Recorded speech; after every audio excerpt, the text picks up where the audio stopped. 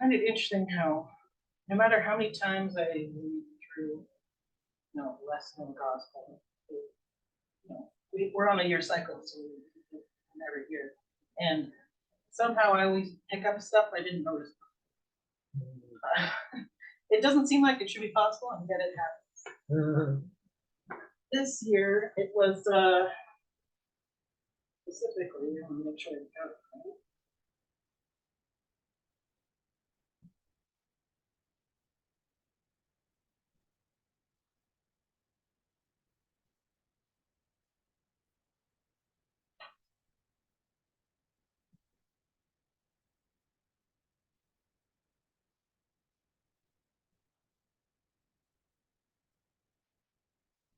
The Holy Spirit is called the Mother of the Living.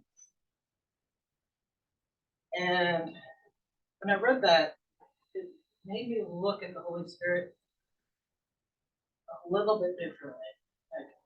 Like, not like night and day different, but sometimes like 20 degrees or so. And like for a while, I had this concept of how the Holy Spirit is basically like a blanket of wisdom and truth around the world. And then there's the enemy, there's this blanket of ignorance and nothing to see here kind of thing. But it was a little bit more on the academic side until I read that and I realized almost like, well, I mean, there's the bit from the Prophet of John, the Gospel of John, where Sophia breathes life into Adam, and it's actually Sophia who brings Adam to life.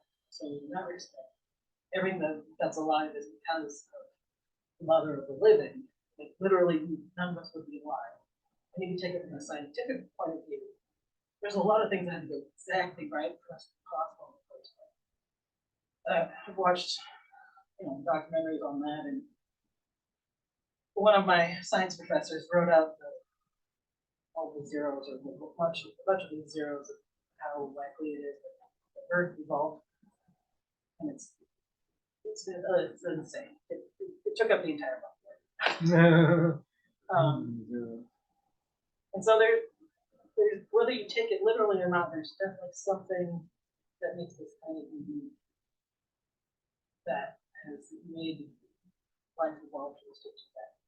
Like if you talk to scientists, most of them will agree that there's life somewhere, but most of them are like, well, it's probably bacteria, the likelihood of anything else, well, then not really. But there's also the Carl Sagan could be a waste of space. We could go into that for hours.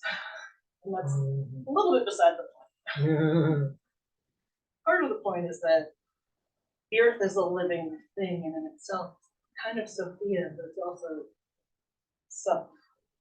Kind of like we're Sophia, but we're also ourselves. And we're also this Holy Spirit. And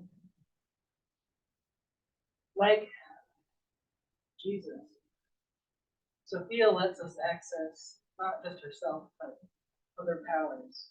And I realize it's more recent that I myself know her better when I allow for other divine, especially feminine features, spirits to come through.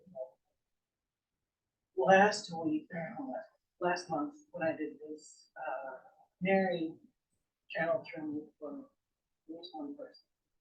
And normally it's just Sophia. And then this month, it was not only Mother Mary, but it was primarily Mary Magdalene, as well as Sophia, as well as Mary the Mother. And like they're separate, they're the same. And like I understood that intellectually, but knowing something and experiencing it, I keep forgetting how different those are until I have an experience. It's one of those, I know that intellectually, and then I have another experience, I'm like, oh yeah, this. And get back to the lesson in the gospel for a second. The beginning, or rather, the lesson is her accidentally creating the image. And the gospel is the end of her story in Sophia. So it's literally the beginning and the end of the story of her, well, her story to one degree, but also the story of life itself. Because either the demiurge creates it life, or she creates life with, there's variations on how exactly life exists in different Gnostic texts.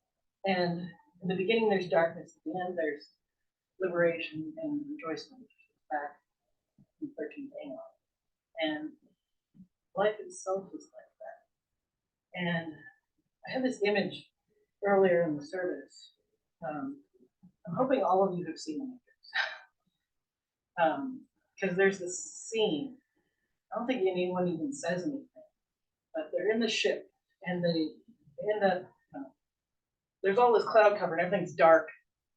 And then they end up going above it for a minute and you see the brilliant sunlight and beautiful and light and gorgeous. And, everyone's in awe. And then they sit back in and it's all gloom and chaos and all things that are happening. And the service itself is kind of like that. It's like we have this moment of bliss and light and like the way things like should be in an ideal world. And then one way or another, we end up back under the cloud cover and have to deal with this reality.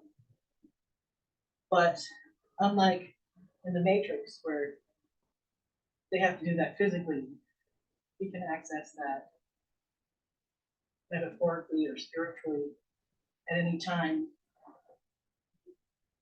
There's different techniques, of course, like doing the cross on yourself. Do it enough times in the service. You can do that at home and bring a piece of dough here, outside. There's a whole scientific reason why that happens. I only kind of understand it. A little bit, I don't want to say it's beside the point, because it's not, but it works.